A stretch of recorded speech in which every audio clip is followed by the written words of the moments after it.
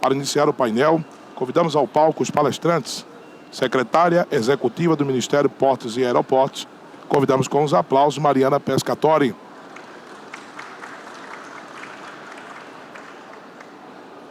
Ela que vem acompanhada do diretor-geral da AENA Brasil, Joaquim Guerreiro. Receba com os aplausos.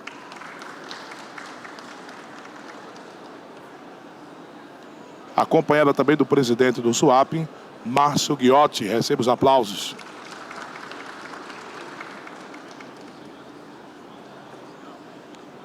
Acompanhada do diretor administrativo financeiro da Codeba, Autoridade Portuária da Bahia, Leandro Galdenzi. Receba os aplausos de todos. Lembramos que a interação e envio de perguntas é exclusiva pelo Onesc. Para enviar perguntas e interagir, acesse o QR Code no verso da credencial e selecione o palco atual, o painel Portos e Aeroportos. E para conduzir o debate, convidamos a senhora Letícia Queiroz, que também recebe os aplausos de todos, advogada e sócia do Queiroz Maluf Advogados.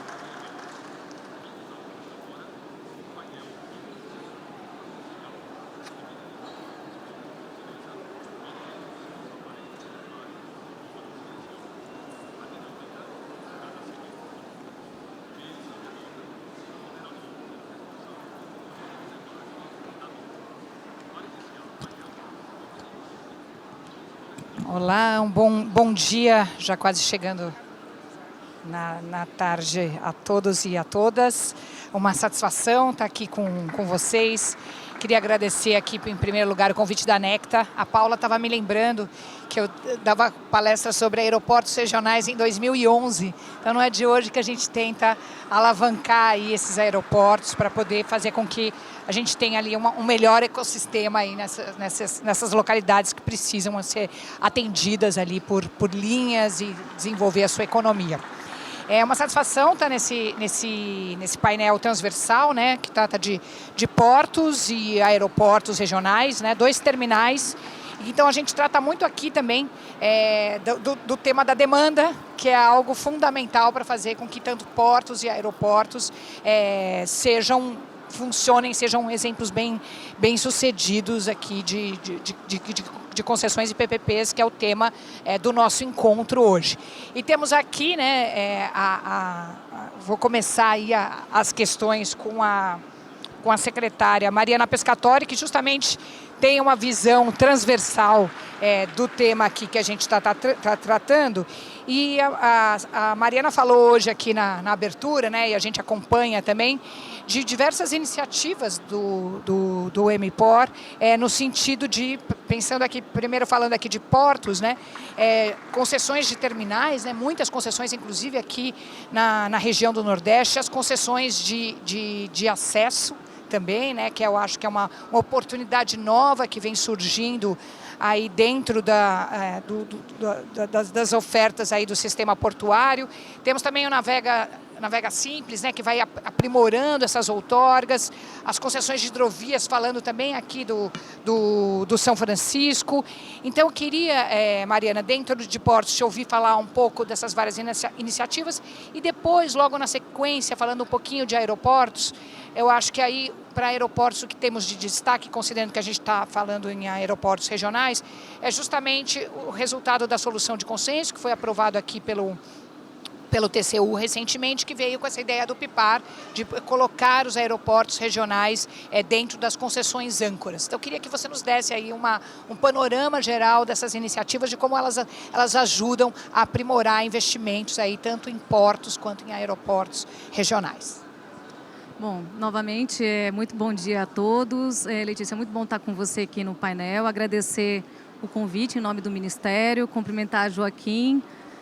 Estava aqui comentando com o Joaquim que eu sou originalmente da ANAC, mas fiquei muito tempo no setor portuário, então agora estou retomando aí meus conhecimentos e falando um pouco de aviação. Cumprimentar aqui Guiô, parceiro de longa data aí do setor portuário, Leandro também da Codeba.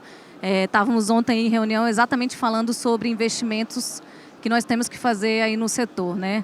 Retomando um pouco, né, do que a gente tem falado aqui da fala que eu falei anteriormente, o Ministério está muito engajado em termos de aumentar investimento, seja público, seja privado, nos 3 setores que a gente administra, né? Então, estava falando um pouco sobre o setor portuário, e aí Guiô e Leandro já acompanham de longa data. O setor portuário é um setor que sempre está crescendo, né?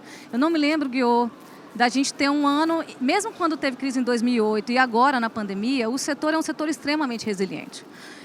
Esse ano passado a gente cresceu 6%. Acho que containers, a gente teve agora em julho, a gente já estava com um crescimento expressivo de containers e agora recentemente estava conversando com o Nery lá da ANTAC, e a gente está com 12% de crescimento esse ano. Então, assim, as expectativas do setor sempre são positivas porque a gente está respondendo a uma economia que está andando bem, um PIB que tem crescido também, né? E naturalmente, em geral, o setor portuário cresce aí 2 vezes o PIB, né? Então, se o PIB está crescendo, naturalmente aí o setor portuário vai estar crescendo também.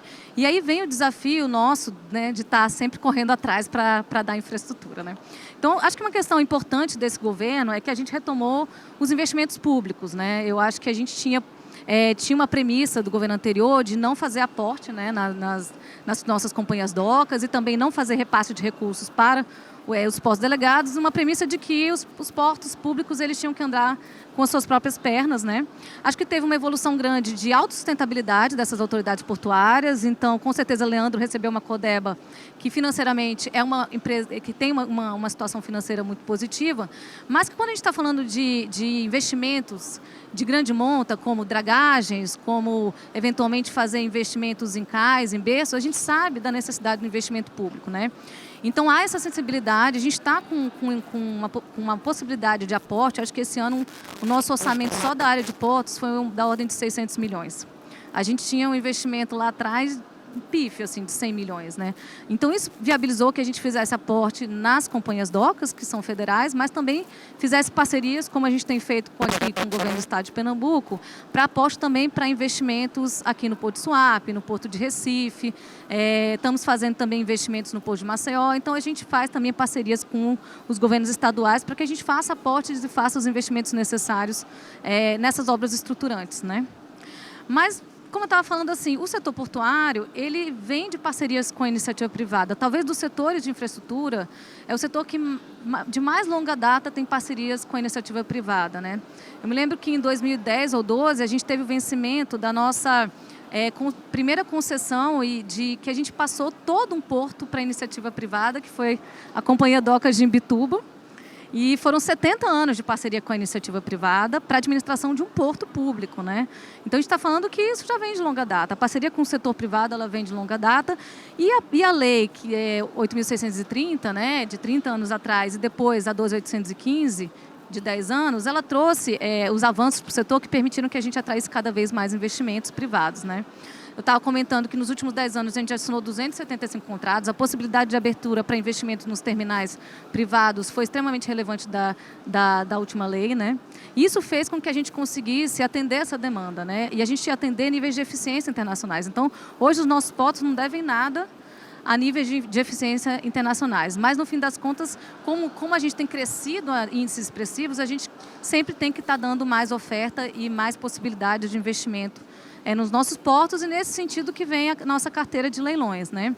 Então, agora em dezembro o ministro deve estar relançando essa carteira. A gente, no início do ano, em maio, a gente teve na B3 e a gente tinha expectativa de fazer 39 leilões, mas a nossa carteira vem sendo ampliada e a expectativa é que até 26 a gente incorpore novos arrendamentos e chegue aí a 51 arrendamentos a serem feitos até 2026. Isso é expressivo, né?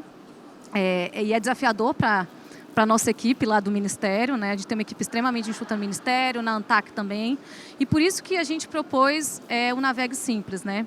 Eu sempre falo que não é muito fácil a gente parar o que está fazendo para poder repensar os nossos processos, nossos procedimentos, propor uma alteração legal, mas é isso que o Ministério está se propondo a fazer. Então, a gente propôs um programa, o presidente Lula assinou um decreto que institucionalizou esse programa, e na semana passada a gente estava se reunindo com as associações do setor, porque a ideia é que a gente traga a iniciativa privada para discutir conosco suas dores e para a gente ver onde é que estão os nossos gargalos e propor aí novos procedimentos e, eventualmente, se houver necessidade, a gente faça alterações nas nossas portarias, nas resoluções da ANTAC, que é a nossa parceira nesse programa. E a gente criou aí 6 grupos de trabalho, né? A gente já vinha trabalhando na questão de melhorias nos processos de autorização. Então, isso a gente já vem há 1 ano trabalhando junto à ANTAC, então a gente deve ter os resultados aí mais mais próximos, né? E aí vamos ter um grupo para falar de arrendamentos, a possibilidade da gente mudar o formato de valoração dos nossos arrendamentos para ter algo mais célere, para que a gente possa levar mais áreas a leilão, né, mais parcerias privadas assinadas.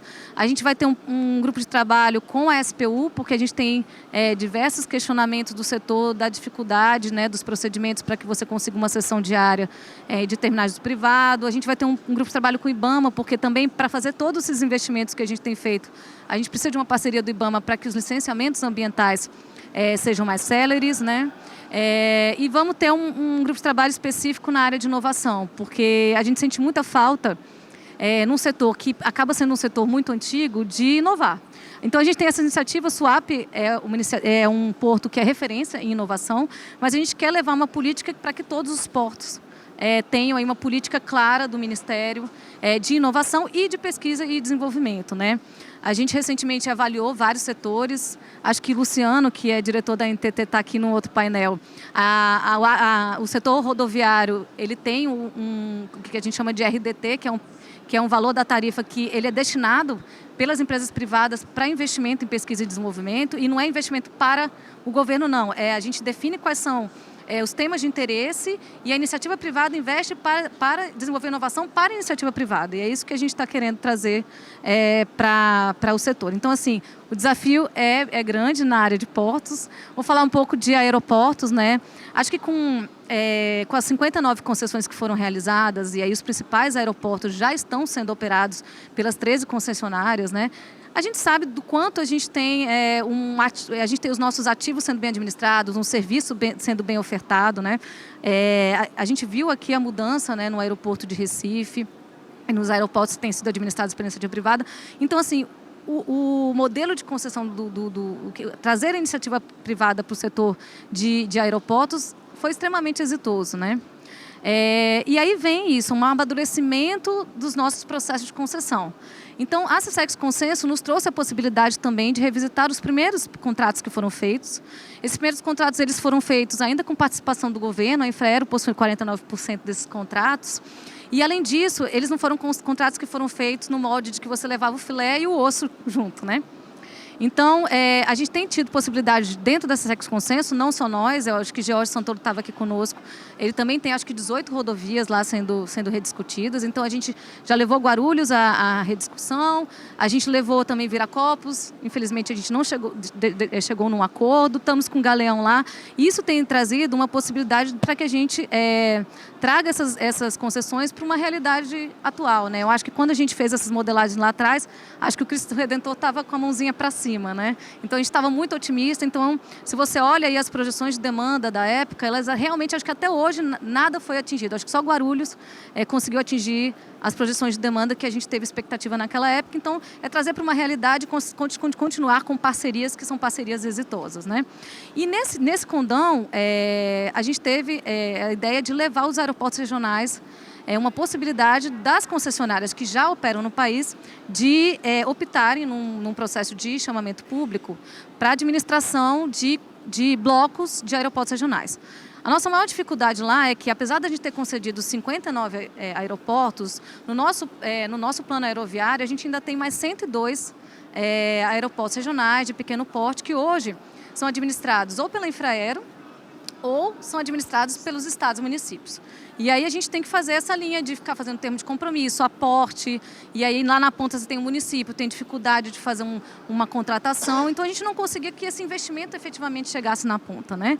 E a capacidade também da nossa equipe de estar administrando tudo isso. Então a possibilidade de levar isso para a iniciativa privada e, em contrapartida, dar mais prazo para que esses contratos, né, se assim for o entendimento das empresas, né, delas pegarem blocos de aeroportos regionais, fazerem investimento, administrarem esses aeroportos e ganharem mais prazo nas concessões desses grandes aeroportos, eu acho que vai ser uma possibilidade bastante exitosa, né? A gente tem aí acho que uma grande possibilidade de efetivamente trazer o fomento para a aviação regional do país, né?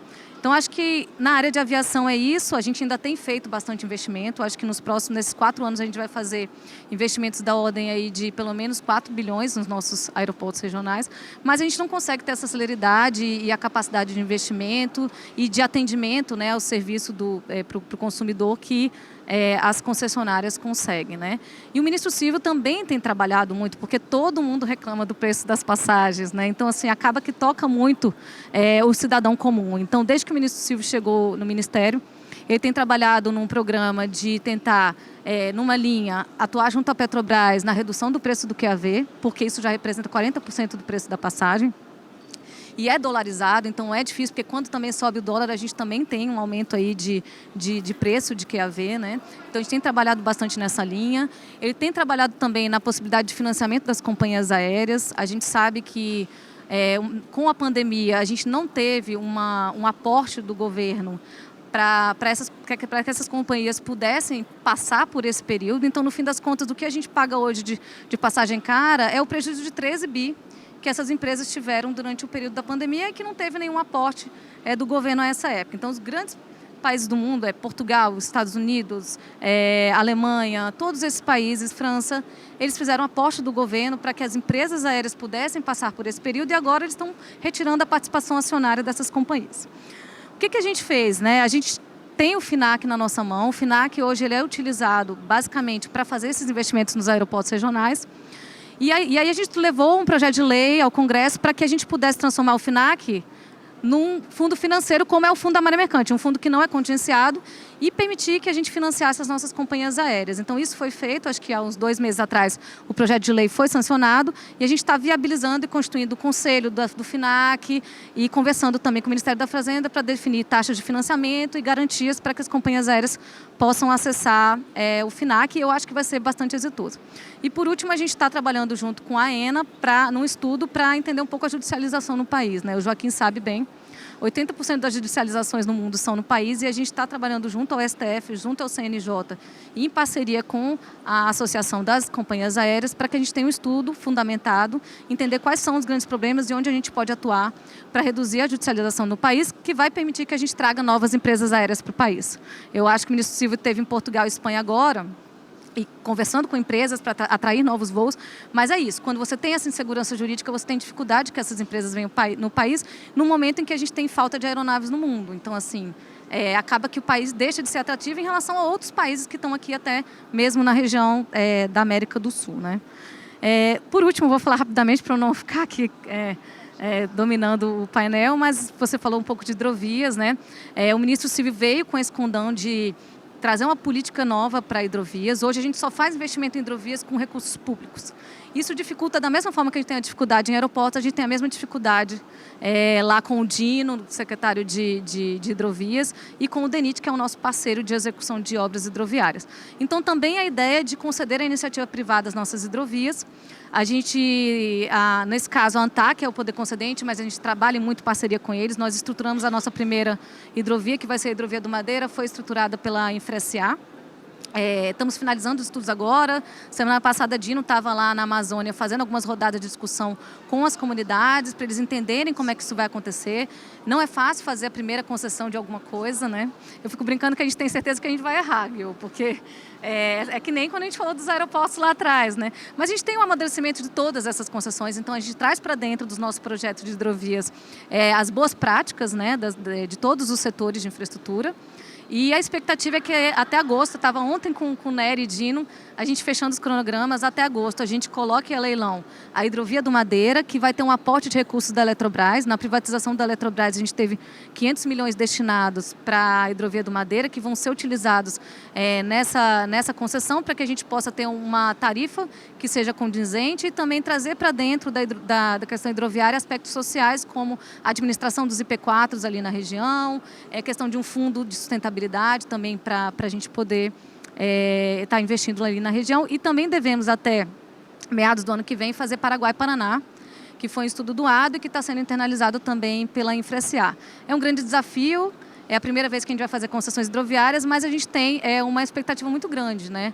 Acho que o país ainda movimenta muito pelo modal rodoviário. Outro dia eu estava vendo os números, se você tirar minério, 80% de tudo que é movimentado por rodovias, com um potencial aí de 42 mil quilômetros de rios e hoje a gente só utiliza aí 12 mil quilômetros de rios que são navegáveis. Então, dotar uma hidrovia para que ela fique perene, para que a gente não pare a hidrovia e fazer com que mais usuários, né, migrem do caminhão para a hidrovia, eu acho que esse é o grande mote da gente estar trazendo a concessão para o setor hidroviário. Eu vou parar por aqui, acho que eu até falei demais, ocupei um pouco do espaço aqui dos meus colegas, mas fico à disposição para a gente poder falar mais um pouquinho depois. Imagine, Mariana, foi ótimo a sua fala. E depois ainda quero te ouvir falar das concessões de canais de acesso, mas a gente guarda para a segunda rodada. Muito rico, né, todas essas iniciativas e mostram assim, essa ideia de uma política consistente, tanto para portos como aeroportos, no sentido das concessões e PPPs. Né? E isso faz com que haja uma mudança de postura de todo o ecossistema, né? Essa ideia do diálogo, de ouvir, de tentar atuar nos programas do setor e agora com envolvimento, inclusive do controlador, né, do Tribunal de Contas da União. Daí queria agora falar de quem está ali, né, do lado do investidor, né, o Joaquim Guerreiro, que é aqui o nosso anfitrião aeroportuário, né, de Recife, que está aqui com um investimento já num aeroporto âncora de uma capital bastante importante do Nordeste, né, Joaquim? Joaquim preparou uma apresentação, então acho que eu vou primeiro deixar você fazer a sua apresentação e depois lanço as questões, ou você prefere que eu já lance as questões agora que eu separei para você? Tanto faz? Tanto faz. Bom, vou querer, claro, te ouvir falar sobre o Pipar, como sendo uma das empresas que tem aeroportos âncoras, como você vê essa iniciativa de poder se habilitar para fazer com que aeroportos regionais sejam incluídos no escopo do contrato principal. Queria ouvi-lo sobre isso, mas também eu acho que o grande desafio realmente dos aeroportos regionais é a demanda, né? O ministro Silvio vem tentando fazer aí o máximo de esforço nesse sentido. A gente sabe que tem uma questão econômica, tem a questão das aeronaves e das linhas, né? E como fazer com esse mercado. Então, eu te diria, como lidar com esse desafio na demanda, você pensando em absorver e até uma dificuldade em como estimar, né? Porque a demanda não há, então é uma demanda que se induz, como que se estima a demanda no caso desse, e também quais seriam os fatores chaves aí de sucesso de um aeroporto regional, do ponto de vista aí de um investidor que é um bom candidato para lidar com alguns deles. Bom dia para todos. Eu vou falar um pouquinho mais devagar que vocês, porque senão acho que não vão conseguir me entender. Cumprimentar ao resto de colegas, Leandro, Márcio, a secretária executiva, Mariana. Bom, eu queria... Não sei se dá, porque me está fazendo... Chatinho isso. Bom, eu queria inicialmente apresentar um pouquinho para vocês a AENA, a empresa que está gerenciando o aeroporto de Recife, mas que também está gerenciando 16 aeroportos más no Brasil. A AENA é uma empresa espanhola. A gente está gerenciando 81 aeroportos no mundo, a maioria deles, eu não sei se podem passar a slide. Está com você. Bom, eu continuo falando, por enquanto. 81 aeroportos no mundo, a maioria deles a gente tem na Espanha, e 33 no resto de diferentes países do mundo, entre eles Brasil, onde a gente está gerenciando 17 aeroportos. Quiser passar? Okay. Esses aeroportos são muito diferentes. A gente gerencia grandes hubs mundiais, internacionais, como são os aeroportos de Madrid ou Barcelona, mas também gerenciamos aeroportos turísticos. Espanha é o segundo país do mundo en turismo internacional y lá temos aeroportos turísticos muito importantes, como pode ser Palma de Mallorca, como pode ser Ibiza, e aeroportos máis pequenos, aeroportos que non ten aviación comercial, que simplemente funcionan con aviación executiva. A gente ten unha grande experiencia en gerenciar aeroportos e en gerenciar grupos de aeroportos, que é un pouco o que falou a secretaria executiva sobre esa posibilidade de gerenciar aeroportos máis grandes con aeroportos máis pequenos. Muito rapidamente, a gente está aquí no Brasil con 17 aeroportos. A gente no ano 2023 esos aeroportos gerenciaron 41 millóns de pasaxeros, un 20% da malla do Brasil todo.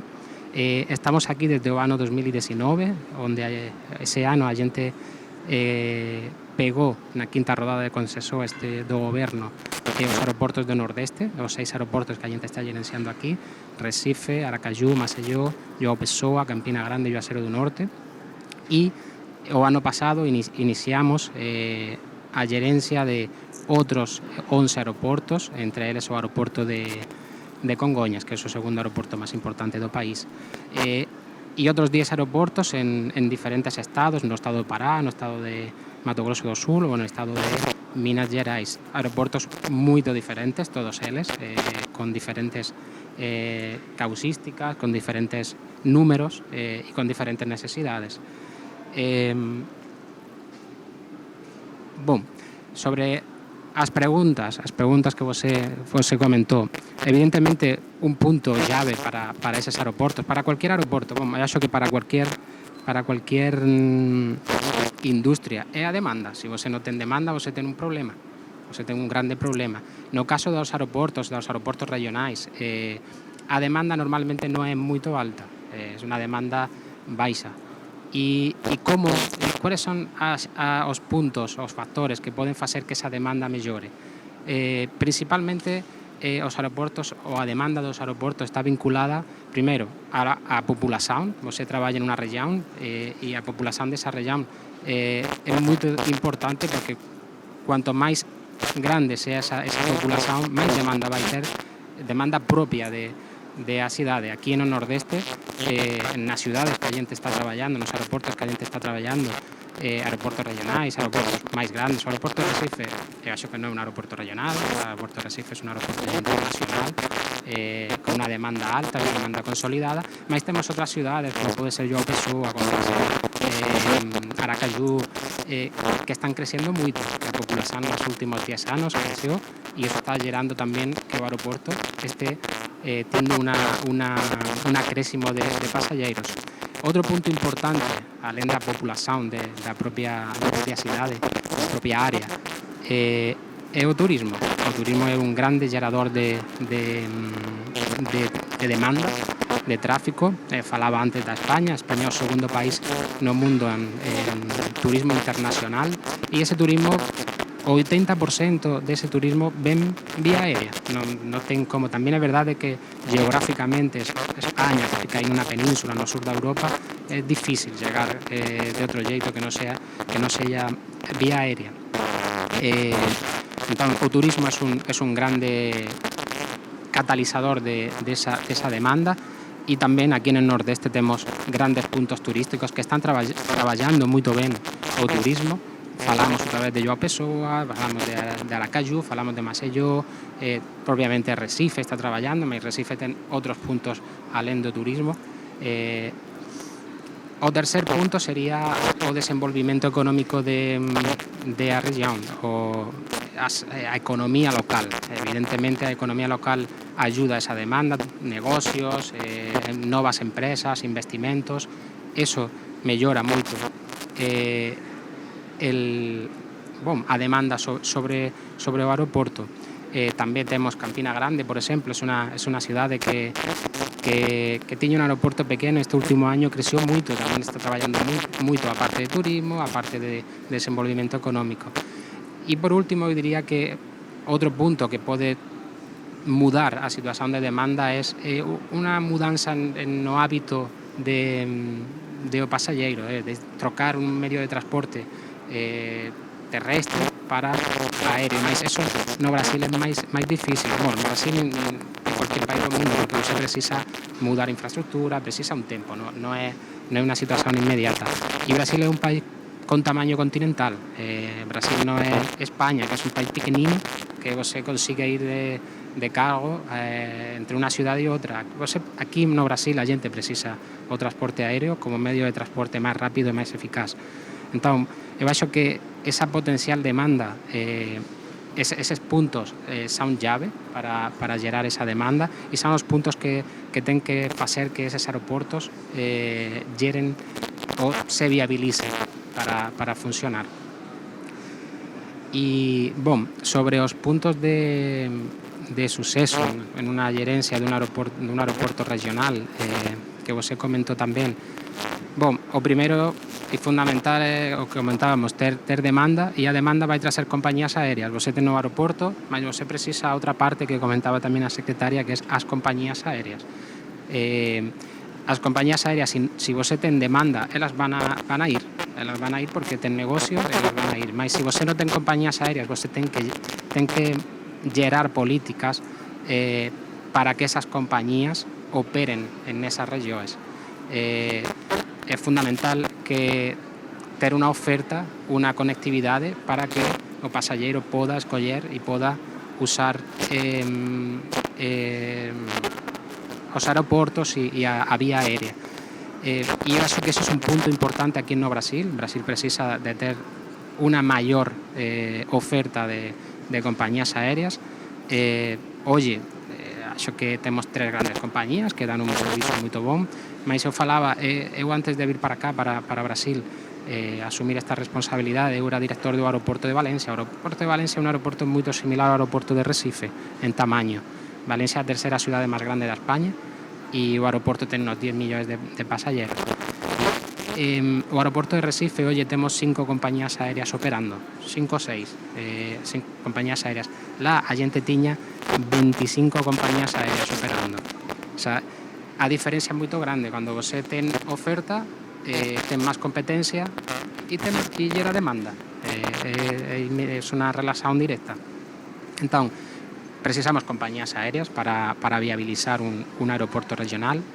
Precisamos unha infraestructura adecuada, e coloco a palabra adecuada porque você precisa unha infraestructura suficiente que non limite a operación, que dé un servizo de cualidade, mas non sobredimensionada, porque se você ten unha infraestructura sobredimensionada, você está gerando un custo que você non vai poder equilibrar, un custo de CAPEX e un custo de OPEX. O sea, entón, ten que ser un investimento equilibrado para que o servizo aconteza, mas de un jeito eficiente. Ese sería outro punto. E o tercer punto para o suceso deses aeroportos, e eu acho que a secretaria comentou tamén, fez un grande resumo do que a xente ia falar, é esas parcerías público-privadas. Acho que Brasil é un exemplo.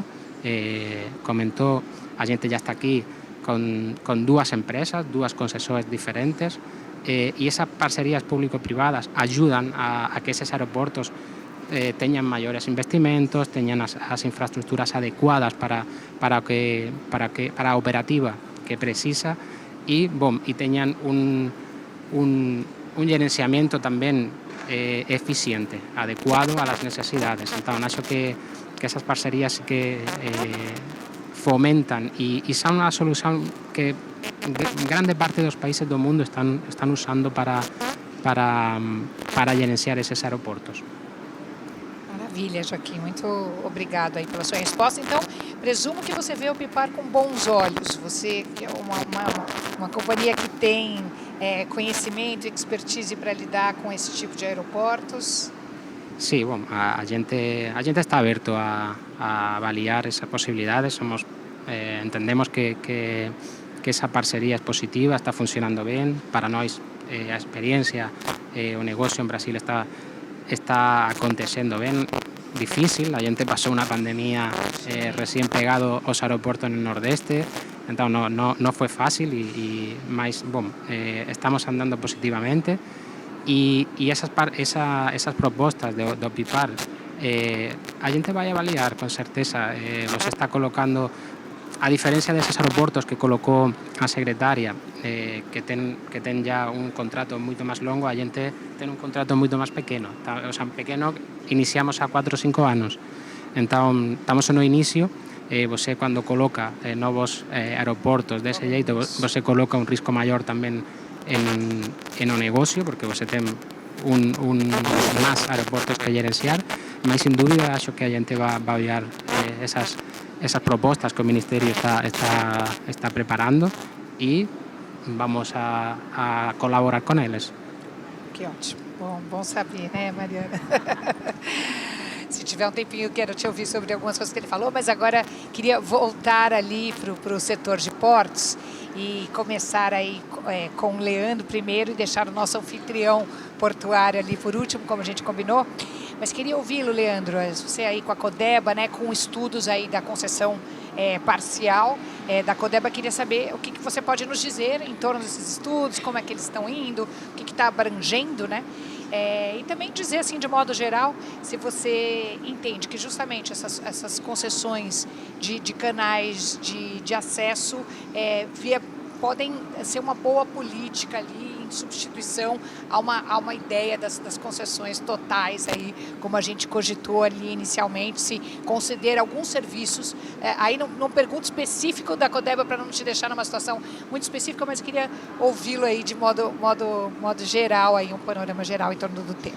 Tá, muito obrigado, muito bom dia, Letícia, Joaquim, né, Mariana, Márcio. É um prazer estar aqui com vocês, né? Sobre especificamente essa questão, depois eu vou transversar um pouquinho sobre outros assuntos. Especificamente, na condição de funcionário público, que estou na Codeba, mas sou funcionário público, a Mariana entende bem isso, e a visão que a gente tem que ter sempre de desenvolvimento do Estado, a gente tem que estar sempre se modernizando. Então, todo estudo é válido. Claro que às vezes a ideia que a gente tem, quando vai para o papel, ela não funciona. E o Brasil, como o Joaquim falou, ele é um continente. Então, cada realidade é uma realidade diferente. Então, seria até, talvez, leviano de minha parte falar um pouco alguma coisa sobre qualquer tipo de estudo, sem conhecer o estudo detalhado.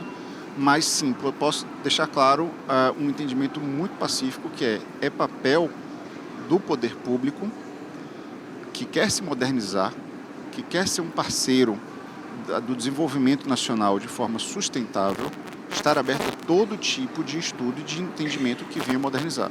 Então, se é uma concessão, se é um arrendamento, se é uma operação direta, eventualmente pode ter uma operação direta que seja mais benéfica para a sociedade e para o poder concedente, e a ela não fazer. Eu acho que cada caso é um caso. É difícil.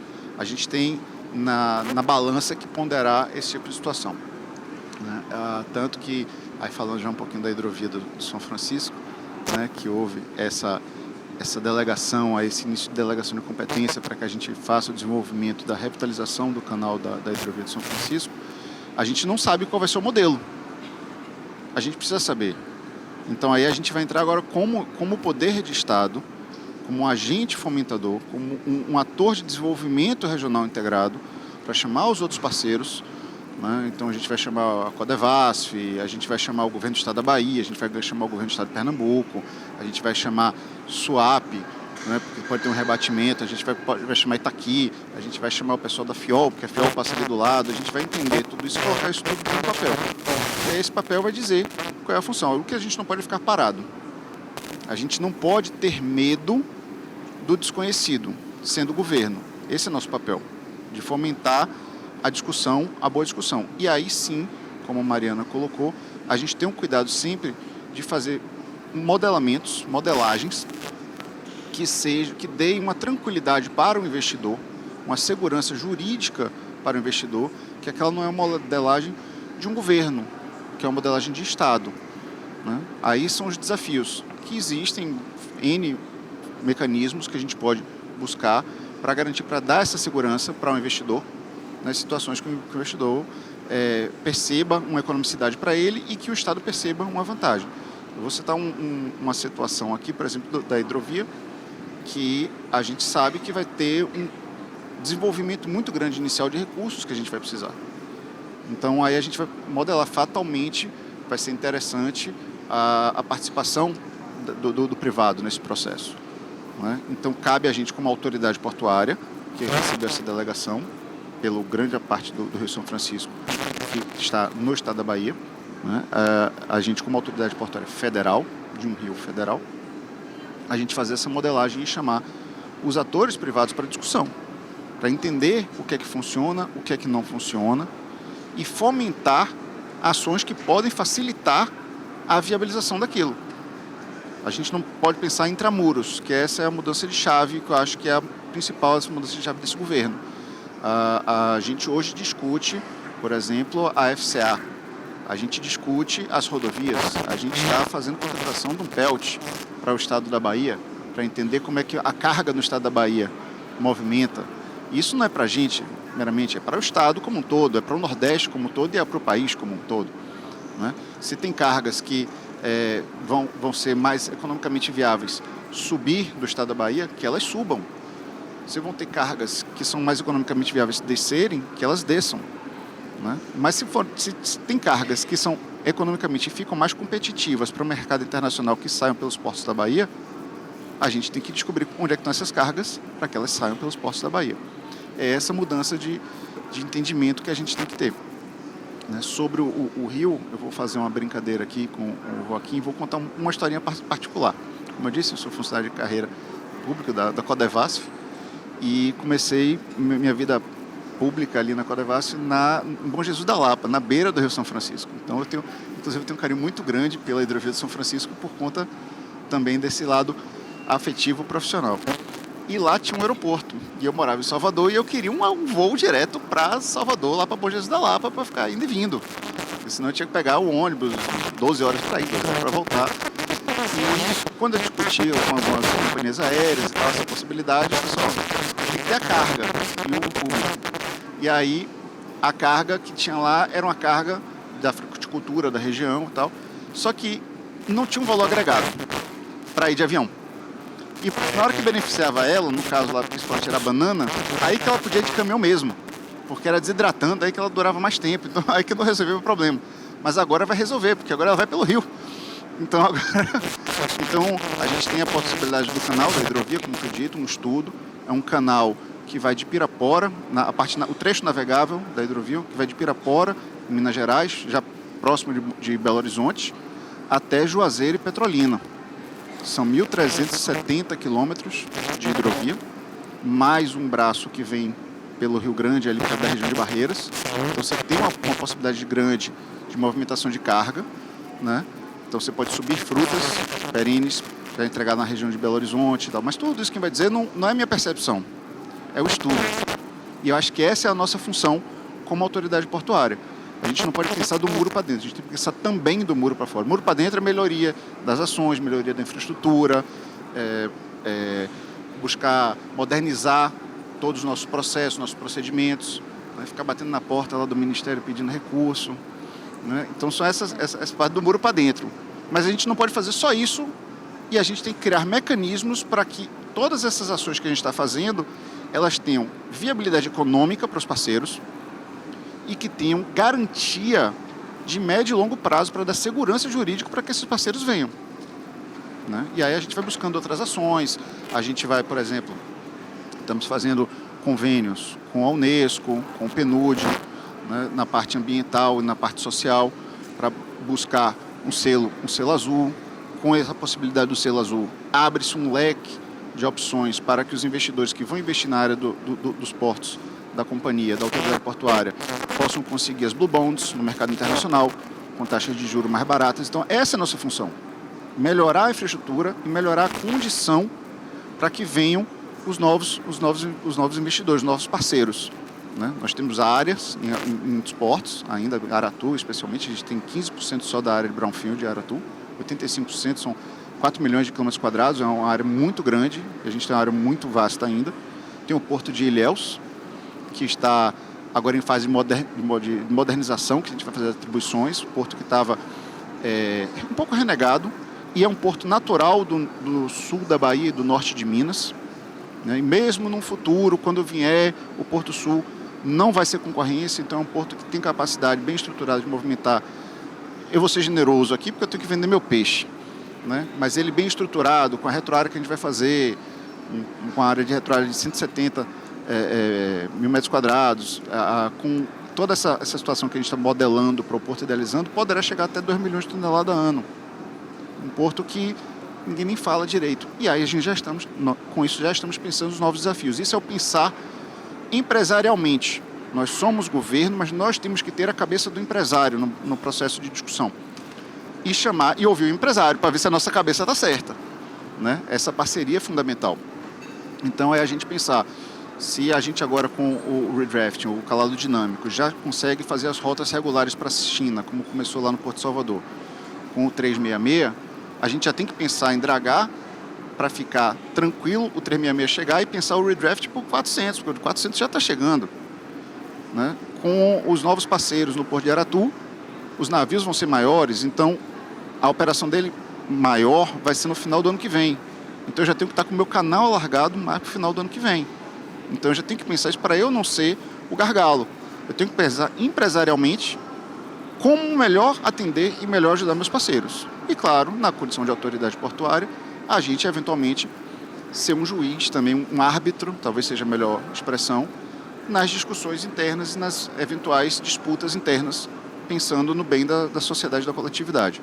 E aí, Joaquim, voltando a você, como você falou, um exemplo que a gente sempre usa como referência é o Porto de Valência. A gente é muito fã da estruturação do Porto de Valência como autoridade portuária, que discute as ações da cidade, que participa do processo de decisão como autoridade portuária.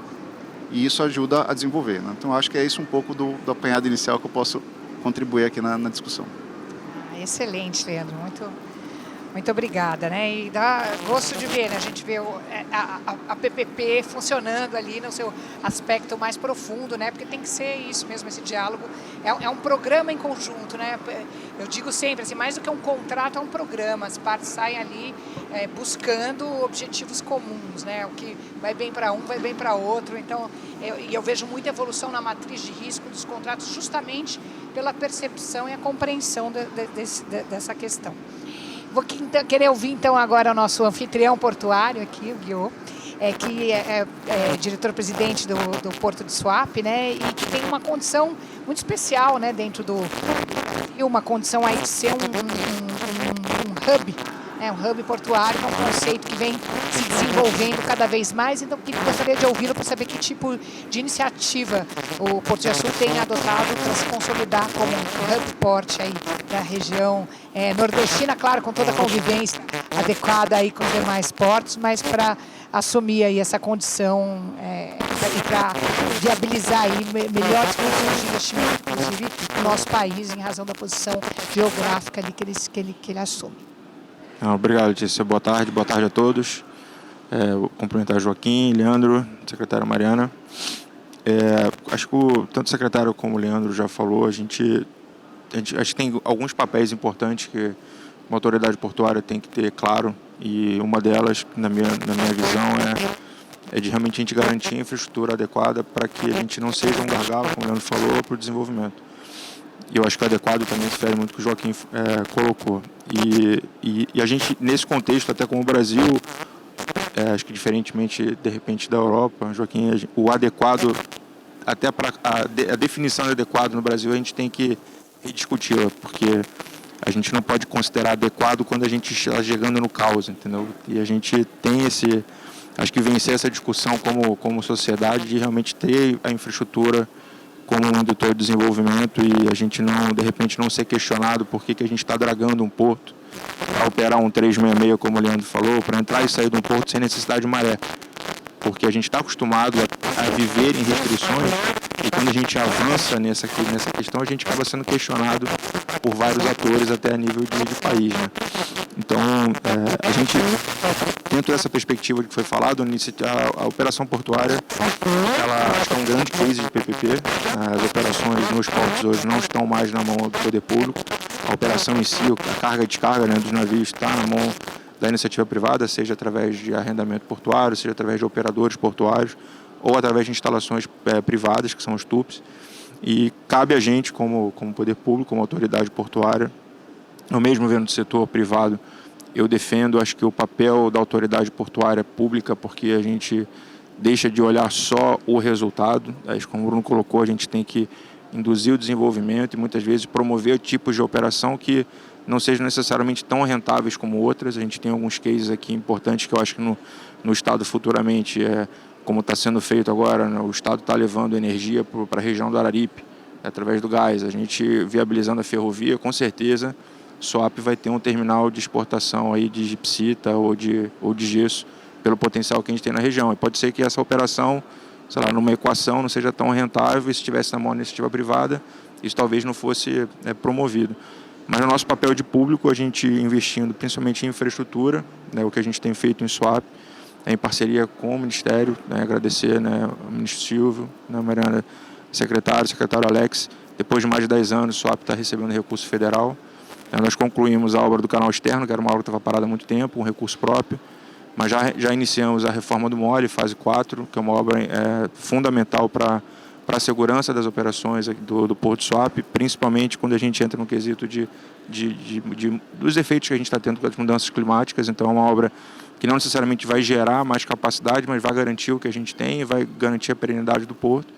E estamos em vias de começar a dragagem do canal interno, que vão ser 205 milhões de reais aproximadamente, metade do governo federal, metade de recurso de Suape, e do mole são 50 milhões de Suape, 70 e poucos milhões aí de 50 milhões do governo federal, 73 milhões ali de Suape. Então nessa linha de garantir a infraestrutura, a gente, para o ano que vem, a gente está agora revisando o projeto executivo dos 2 berços de atracação, que, como o Leandro falou, em Aratu, em Suape a gente tem um desafio que grande parte da nossa área de expansão era greenfield. Então a gente tem que, hoje no modelo atual, de uma certa forma, a gente tem que puxar a infraestrutura para que a iniciativa privada venha depois, porque fica muito difícil da iniciativa privada hoje pegar uma área totalmente greenfield dentro de um porto público e conseguir arrendar, porque ela tem que passar todo o processo, né, de chamamento público, de avaliação de EVTEA, para depois concorrer a um leilão, ganhar o leilão, aí depois iniciar um processo de construção, licenciamento ambiental. Então o porto público deixou de ser atrativo nesse quesito, e é uma coisa que acho que o Ministério está olhando com bastante ênfase através do Navegue Simples, como tornar o pacote de investimento no porto público mais atraente, porque em linhas gerais é um contrassenso, né? A gente estando num condomínio onde tem infraestrutura, tem canal, teríamos rodovias e ferrovias, deveria ser mais atraente a iniciativa privada ter um arrendamento no porto público, mas hoje não é a nossa realidade. A gente não pode ignorar, a gente vendo o crescimento da movimentação, né, nos tupes. Hoje, para a iniciativa privada, é mais atrativo estar fora desse condomínio e iniciar, às vezes, uma instalação portuária numa região que nem tem a vocação para porto no primeiro momento. Então esse exercício que está sendo puxado pelo Ministério é importante. Outras iniciativas estão ocorrendo no setor também, para a gente tentar tornar a iniciativa, o investimento em porto público mais atrativo. E para eu pegar assim, até para tentar fazer uma provocação para o pessoal que está acompanhando a gente, eu vim da iniciativa privada, não tenho a experiência que o Bruno tem, a Mariana no setor público, e o que eu vejo que poderia ser uma grande contribuição, além das PPPs tradicionais de arrendamento, da gente realmente estar, e que já é uma normalidade na operação portuária no Brasil, era da gente ter soluções de PPPs para ajudar a nossa administração, no nosso dia a dia. Eu acho que muitas coisas que não acontecem nos portos, e ontem a gente estava tomando puxão de orelha da secretária Mariana em relação à execução dos investimentos, né, de uma forma geral, o setor portuário, né, secretária, a gente tem uma baixa execução. Eu acho que tem uma série de fatores, mas o que eu vejo, assim, na minha opinião, são as diversas travas que a gente tem na gestão pública e que dificultam muito que a gente consiga colocar projetos de pé. Então, a gente recentemente, só para dar um exemplo para vocês, a gente recebeu uma empresa aqui de Pernambuco que foi tratar com a gente sobre uma ação específica. A gente sempre conversando, a gente começa a se empolgar em falar da gestão, e a gente colocou o desafio que a gente tem hoje, por exemplo, de fazer a gestão dos 22 engenhos que nós temos no complexo. E nós hoje, dos 17 mil hectares de Suape, 59% área de proteção ambiental, está tudo isso sobre a nossa responsabilidade de fazer a gestão. Além desses 22 engenhos, a gente ainda tem um parque arqueológico também, que está dentro do complexo, tudo isso que a gente tem que administrar. E na conversa, a gente saiu bem empolgado, porque ali pode sair uma PPP, onde a gente pode estar concedendo essas diversas rotas culturais, ao invés do pessoal vir para Porto de Galinhas e ficar fritando 7 dias na praia, né? Por que não tirar um dia e fazer as diversas rotas que a gente tem ali, inserindo as comunidades? A gente tem uma comunidade quilombola no complexo, mas só que a gente não tem braço para fazer isso. E quando a gente pensa em fazer, dá até nervoso, e como que tempo seria para elaborar um termo de referência para discutir algo que é totalmente novo, que vem através de inovação, que você falou também. E dali ele chegou a essa ideia da gente, né, ali tentar buscar um formato de PPP que não necessariamente para a gente possa gerar uma receita nova, que também é um mantra que a gente tem dentro da empresa, de tentar buscar novas receitas, mas se já tornar para a gente um projeto, realidade, e no final das contas gerar um cost avoidance, né, porque a gente tem que fazer a manutenção de toda essa estrutura, eu acho que a gente está ganhando com isso. Então, quem está aqui e tem experiência com gestão pública, por favor, não espere a gente ir atrás. Venha, né, e nos proponha, como essa empresa falou, ela fala conversando com a gente, ela está estruturando um projeto e vai doar para que a gente coloque isso em prática. E onde que ela ganha? Da gente realmente gerar um negócio. A mesma forma da gente criar um credenciamento de empresas para que a gente consiga encurtar um processo de licitação para projetos que são corriqueiros nossos, de projetos de infraestrutura, de fiscalização, de licenciamento ambiental. O Bruno estava dando ideia da gente aqui mais cedo, da gente tentar criar algumas atas para que a gente possa, entre portos, a gente possa tirar proveito disso. Hoje, quando a gente tira proveito de ata de preço, são para coisas mais administrativas e burocráticas e tal, mas para coisas grandes, né, Bruno? Por que não a gente tentar se ajudar? Porque eu acho que, assim, mantendo o nosso papel de público, mas um papel público eficiente, onde a gente não vire o gargalo e a gente realmente fique todo ano tomando puxão de orelha com razão do Ministério, porque a gente não está conseguindo, às vezes, executar obras, ter dinheiro em caixa, como o SWAP tem, uma empresa superavitária, e a gente tem dificuldade de executar algumas coisas porque o processo é engessado, o processo é burocrático. Outra iniciativa nossa que a gente tem é de mapeamento de processo, para poder a gente conseguir digitalizar o máximo possível e trazer a inteligência artificial para nos ajudar. Sonho de consumo, a gente tem o chat GPT-4 ajudando a gente a elaborar edital e termos de referência. Isso é possível, né? Mas a gente precisa de ajuda aí da iniciativa privada, não só para destravar ou colocar grandes operações de pé, mas para ajudar a gente na gestão do dia a dia. Maravilha. Que bom, né? Muitas iniciativas aí. E nesse campo de... Algo que eu tenho gostado muito de ver, e é uma liberdade que a gente não tinha, são também as figuras do sandbox todos, né? Tanto o sandbox mais técnico, em torno de uma solução técnica, como o sandbox regulatório. Então, é o que a Mariana falou, você vai fazer uma primeira concessão, por mais que já tenha de hidrovias, por mais que já tenha toda uma bagagem, vai errar, né? Mesmo as boas, a gente já está né? O Naveg Simples é um exemplo disso, né? De aprimoramento. Então, imagina o que é novo. Então, ter esse espaço também, porque é só errando também que se aprende, né? Você não sai com algo totalmente perfeito desde o início, né? Então, esse tipo de iniciativa que hoje a gente já, de proteção regulatória que a gente já tem, acho que é sempre algo bom de usar. Mas eu queria aproveitar que temos então um pouquinho mais de tempo e o que eu estava falando até dessa questão de ter concessões específicas, né? O Leandro também falou dentro do porto. Queria então te ouvir, Mariana, sobre as concessões de canais de acesso. O que você espera? Se você acha que de fato vai gerar ali, ampliar ali investimento, qual é a tua perspectiva dentro disso? E depois, logo na sequência, eu quero te ouvir sobre algo que vou ver se consegue cada um falar um pouquinho, porque eu gostei muito da fala do Joaquim e apareceu também de novo na fala do Gui, de um certo modo também na do Leandro, né, da infraestrutura adequada, né? Eu lembro quando a gente ficou estudando ali aeroportos regionais, uma grande dificuldade que tinha era uma adaptação das normas da ANAC que servem para aeroportos, que são aeroportos âncora, e como que eu trago aquilo para aquela realidade, né? Então, que tipos de flexibilizações que a gente poderia ter? Então, queria ouvi-los aí um pouco aí, ali sobre as dores da infraestrutura adequada, pensando inclusive nessas mudanças climáticas todas aí. Então, não vou poder contar, não vai dar para cada um falar muito mais do que 3 minutos, mas queria ouvir aí uma palavrinha de vocês em relação a qualquer um desses últimos temas aí que eu lancei. Acho que falar um pouquinho das concessões parciais, né? Acho que esse é um grande mote que a gente tem tido agora, de transformar, de repente, e aí eu acho que um pouco do que o Gui estava falando, a gente tem uma dificuldade muito grande de, no procedimento normal de licitação, você está sempre ali oferecendo o serviço adequado. Então, você tem que contratar sua dragagem, você consegue fazer um contrato de dragagem 5 anos agora, né, que a gente tem conseguido fazer de hidrovias. Acho que a nova lei 14.000, que eu não vou me lembrar, mas é a nossa nova 8666, ela está permitindo que você faça contratos por 10 anos, que é algo já inovador.